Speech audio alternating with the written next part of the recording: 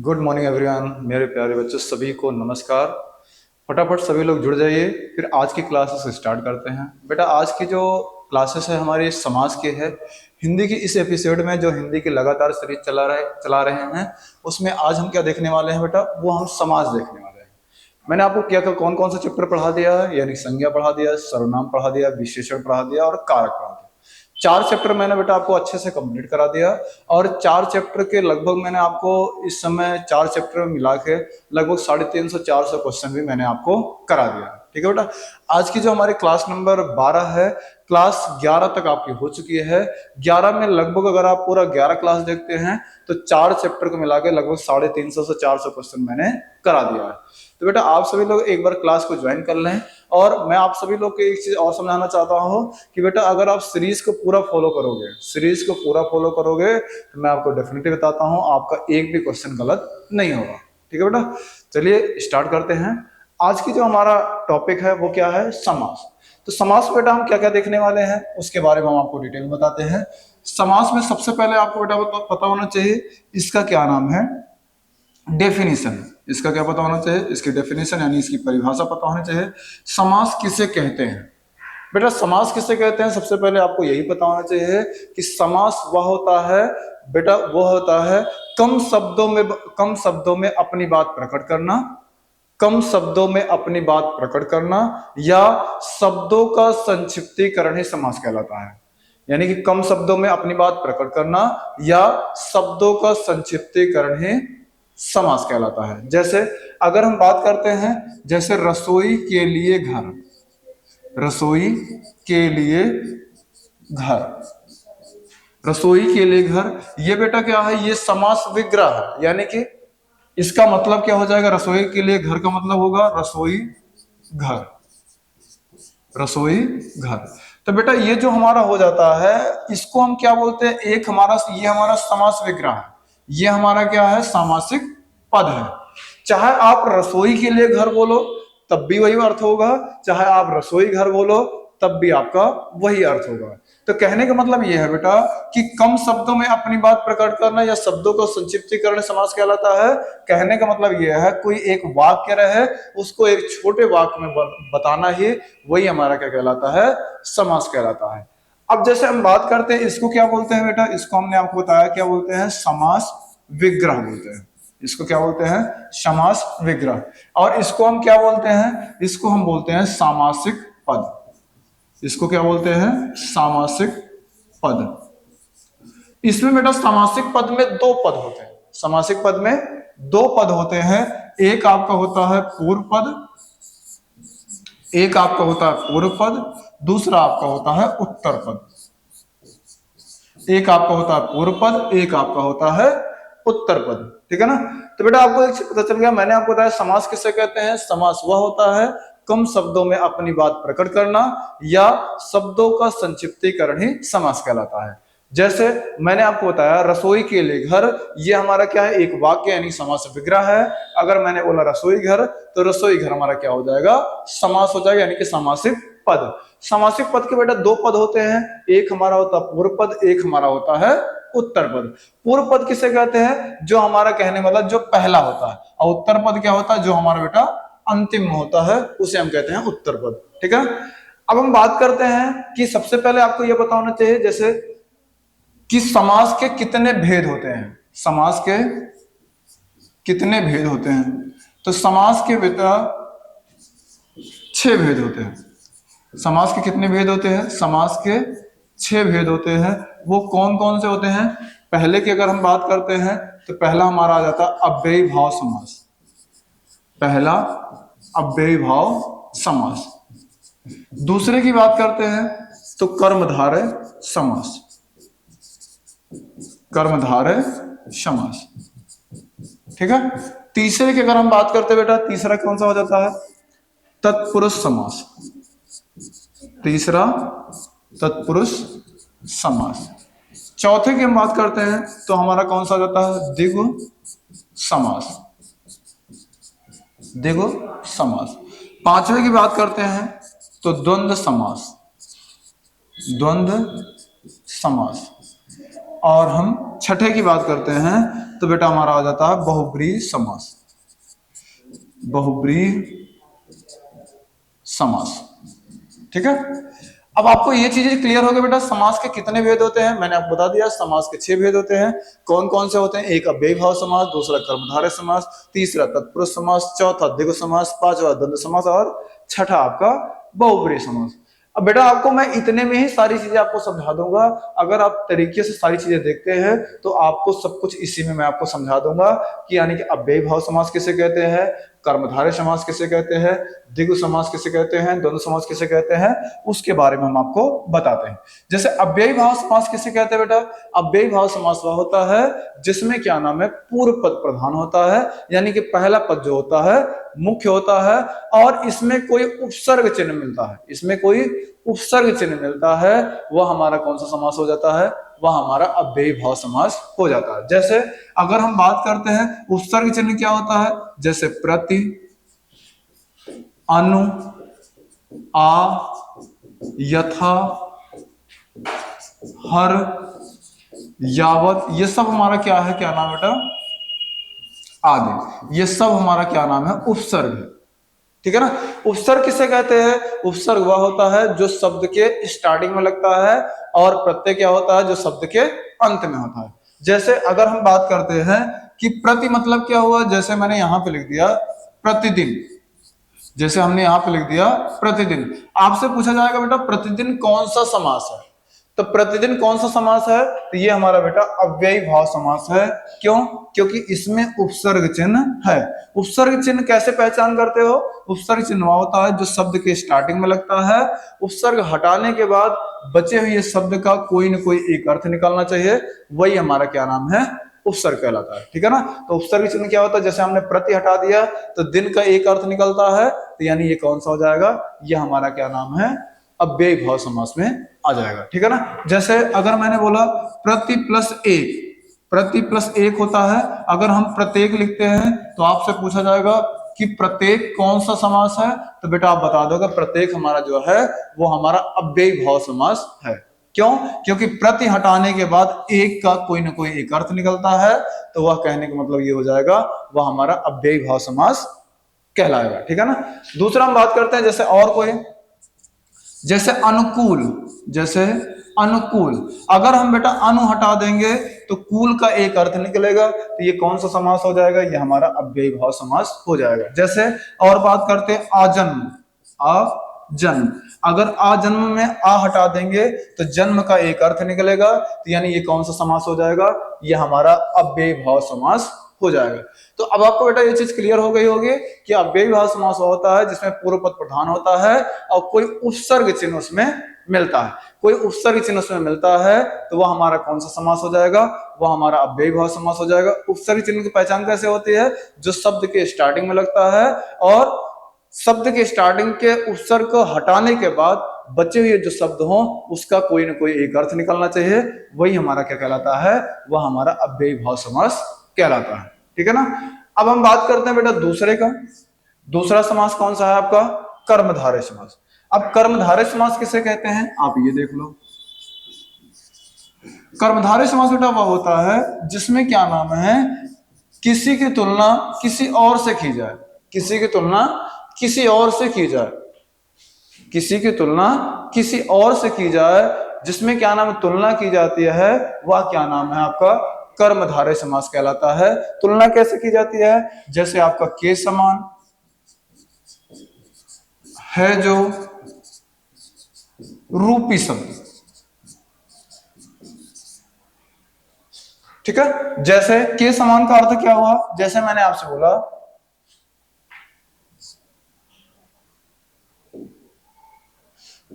जैसे मतलब मैंने बोला चरण कमल, चरण कमल, तो अगर इसका आप वाक्य में बनाओगे यानी समास विग्रह करोगे तो ये क्या कहलाएगा? कमल के समान चरण, कमल के समान चरण। यानी कि जो चरण की तुलना है वो किससे की जा रही है? वो कमल से की जा रही है। यानी कहने का मतलब जिसमें मैंने आपको बताया था, जिसमें आपका के समान, है जो, रूपी शब्द, इन तीन चीज को आपको देखने को मिलेगा। वह कौन सा समास कहलाता है? वह हमारा कर्मधारय समास कहलाता है। जैसे और मैं आपको बताता हूं, जैसे नील गगन, नील गगन यानी कि नीला है जो गगन, नीला है जो गगन। गगन कैसा है? गगन आपका नीला है, ठीक है ना। और देखो, तो कहने का मतलब जैसे पर्णकुटी, पर्णकुटी, तो पर्णरूपी, पर्णरूपी कुटी, ठीक है। तो बेटा कहने का मतलब यह है, जो मैंने आपको बताया कि अगर किसी में भी जहां पर आपको के समान है जो रूपी शब्द, यानी कि किसी की तुलना किसी और से की जाती है, वह हमारा कौन सा समास कहलाता है?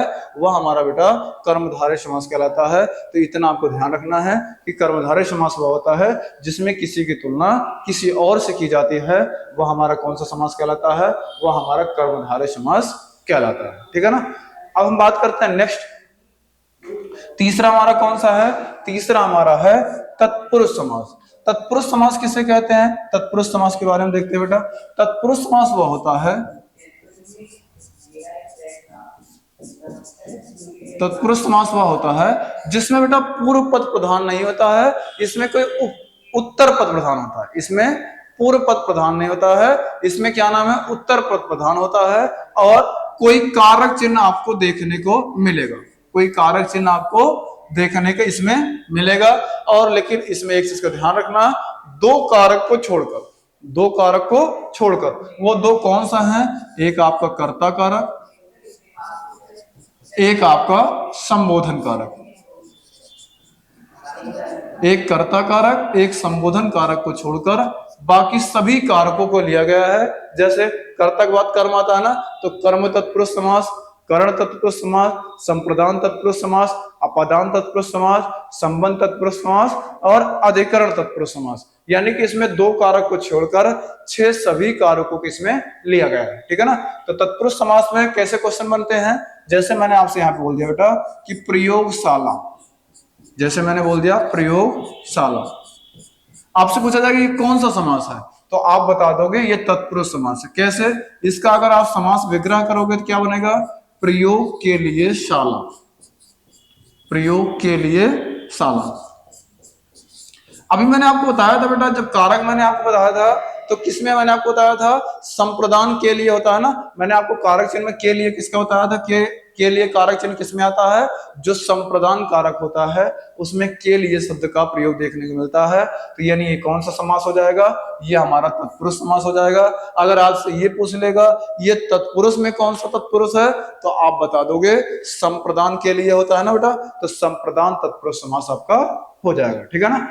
अब इसके बाद एक और बात करते हैं, जैसे अभी मैंने आपको लिखाया था रसोई घर, अभी मैंने आपको बताया था रसोई घर, तो रसोई घर में भी अगर आप देखते हैं तो ये क्या हो जाएगा? रसोई के लिए घर, रसोई के लिए घर, ठीक है। तो इसमें भी अगर आप देखते हैं बेटा तो के लिए शब्द प्रयोग किया जा रहा है, तो यानी ये कौन सा समास हो जाएगा? ये हमारा तत्पुरुष समास हो जाएगा। तो तत्पुरुष समास में एक बात के लिए ध्यान रखना है, जब भी अगर आपके पास कोई कारक चिन्ह देखने को मिलेगा तो आप समझ लेना कि ये कौन सा समास हो जाएगा, वो हमारा तत्पुरुष समास हो जाएगा। लेकिन तत्पुरुष समास में कौन सा दो आपको हटा दिया गया है? आपसे पूछा जाएगा कि कौन सा ऐसा समास है जो तत्पुरुष समास के श्रेणी में नहीं आता है, तो आप बता दोगे कर्ता जो होता है और जो आपका संबोधन होता है, तो वो कर्ता तत्पुरुष समास में नहीं आता और संबोधन आपका तत्पुरुष समास में नहीं आता, ठीक है ना। चलिए इसके बाद बेटा बात करते हैं हमारे चौथे की, अब नेक्स्ट चलते हैं यानी कि चौथे समास की तरफ। चौथा जो हमारे पास क्या है वो द्विगु समास है। चौथा जो है वो हमारा द्विगु समास है। द्विगु समास किसे कहते हैं? द्विगु समास वह होता है बेटा जिसमें पूर्व पद प्रधान होता है और पहला पद क्या होता है? संख्यावाची होता है। पूर्व पद प्रधान होता है और पहला पद जो होता है वो क्या होता है? संख्यावाची होता है। जैसे संख्यावाची का अर्थ क्या हुआ? जैसे चौराहा, तिराहा, शताब्दी, सप्ताह, ये सब जो आपका किस में आ जाता है वो हमारा द्विगु समास में आ जाता है। जैसे अगर मैंने बोला चौराहा, तो चौराहा मतलब 4 राहों का समूह।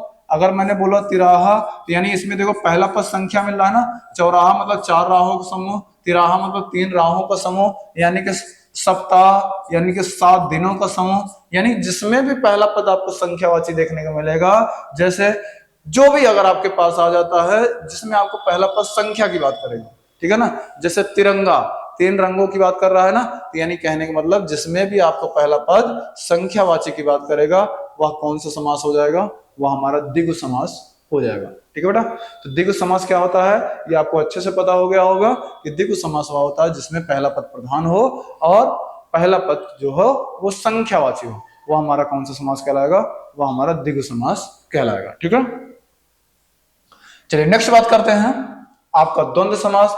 द्वंद्व समास किसे कहते हैं बेटा, द्वंद्व समास के बारे में देखो। द्वंद्व समास वह होता है जिसमें दोनों पद प्रधान होता है, ना तो पूर्व पद प्रधान होता है ना ही उत्तर पद, इसमें क्या होता है दोनों पद प्रधान होता है। ठीक है ना, इसमें क्या होता है बेटा, इसमें आपका दोनों पद प्रधान होता है और एक चीज का ध्यान रखना है, इसमें विकल्प का भाव होता है, इसमें कोई विकल्प नहीं लगा सकता है कि इसमें कौन सा मुख्य है, पूर्व पद मुख्य है या उत्तर पद मुख्य है, इसमें क्या नाम है विकल्प का भाव होता है, दोनों पद प्रधान होता है और इसमें योजक चिन्ह आपको देखने को मिलेगा। योजक चिन्ह मतलब योजक चिन्ह होता है बेटा जिसको हम बोलते हैं ऐसे डैश, उसको बोलते हैं योजक चिन्ह। जैसे अगर हम बात करते हैं इसके एग्जाम्पल की बात करते हैं तो एग्जाम्पल में अगर हम लिखते हैं तो यहाँ पे क्या आ जाएगा माता पिता, माता पिता, जितना आपके लिए मम्मी जरूरी है उतना आपके लिए पापा भी जरूरी है, जितना आपके लिए सुख जरूरी है उतना बेटा आपके लिए दुख भी जरूरी है, जितना आपके अपनों को होना जरूरी है उतना आपके पराये को भी होना जरूरी है। ठीक है, कहने का मतलब ये है कि जिसमें आपको बेटा योजक चिन्ह देखने के लिए मिलेगा। योजक चिन्ह मतलब क्या होता है, जिसमें आपको बीच में डैश की उत्पत्ति हो जाएगी, वह कौन सा समास हो जाएगा, वह हमारा द्वंद्व समास हो जाएगा। तो द्वंद्व समास के उदाहरण मैंने आपको बता दिया, जैसे खाना पानी, सुख दुख, माता पिता, भाई बहन, अपना पराया, और जो भी आपके पास आता है जो योजक चिन्ह यानी एक दूसरे क्या नाम है दोनों मुख्य हो, वह हमारा कौन सा समास कहलाता है, वह हमारा द्वंद्व समास कहलाता है। ठीक है ना, तो द्वंद्व समास बेटा वही होता है जिसमें दोनों पद प्रधान होता है। ठीक है, अब इसके बाद हम बात करते हैं लास्ट आपको जो है वो छठा आपका बहुब्रीहि समास। बहुब्रीहि समास किसे कहते हैं, बहुब्रीहि समास वह होता है बेटा जिसमें क्या नाम है ना तो पूर्व पद प्रधान होता है ना ही उत्तर पद प्रधान होता है, इसमें कोई तीसरा पद प्रधान होता है, इसमें कोई तीसरा पद प्रधान होता है। इसमें ना तो कोई पूर्व पद प्रधान होता है ना ही कोई उत्तर पद प्रधान होता है, इसमें कोई तीसरा पद प्रधान होता है, वह कौन सा समास कहलाता है, वह हमारा क्या नाम है बहुब्रीहि समास कहलाता है। जैसे अगर हम बात करते हैं दशानन,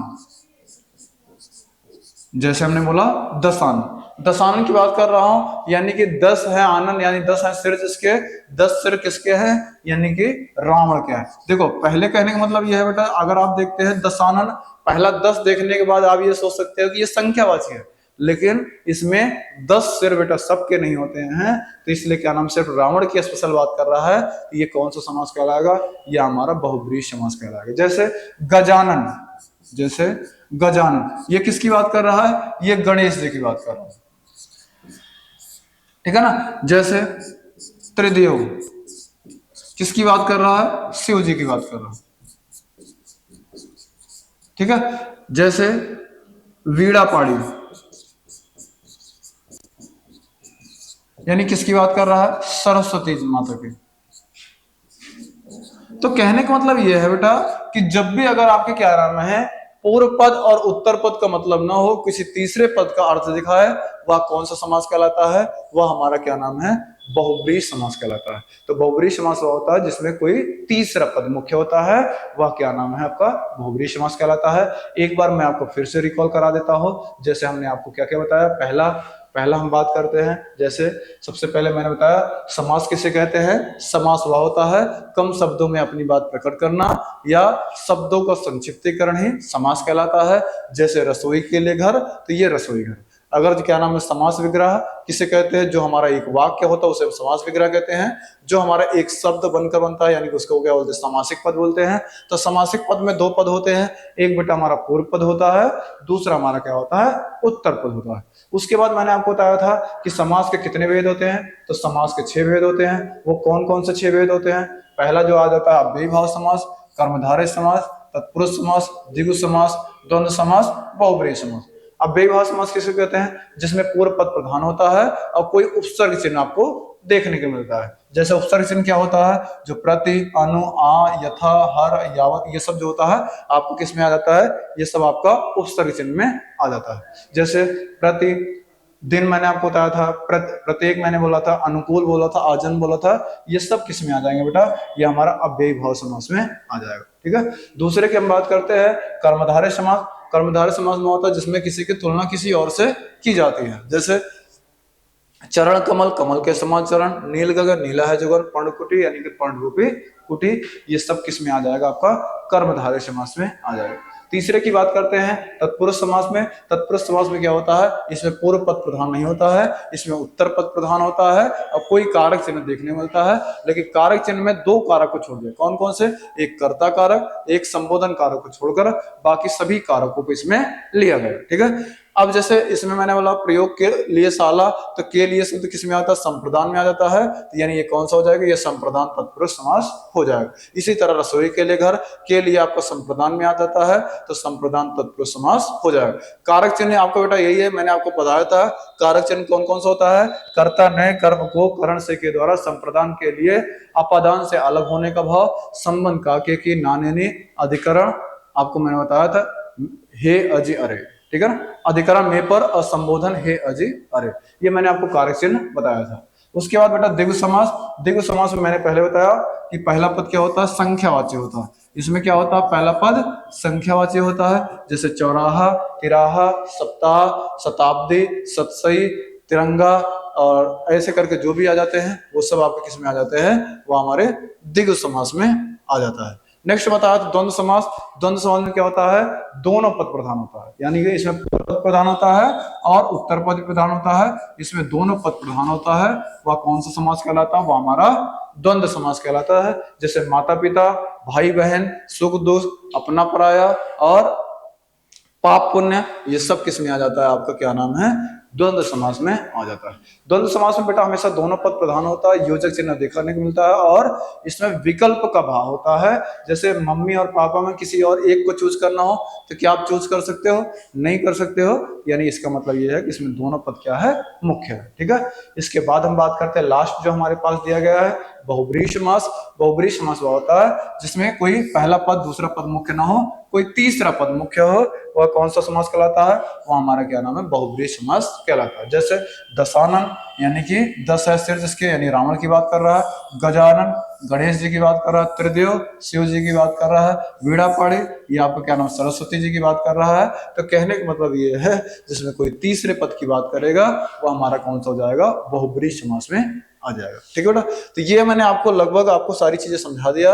अब आगे जो मैं आपकी क्लास लेकर आऊंगा नेक्स्ट क्लास में हम आपको इससे रिलेटेड जितने भी क्वेश्चन बन सकते हैं वो क्वेश्चन को हम आपको कराएंगे। ठीक है ना। तो क्लास कैसे लगी आप सभी लोग एक बार कमेंट करके जरूर बताना। Thanks for watching. जय हिंद।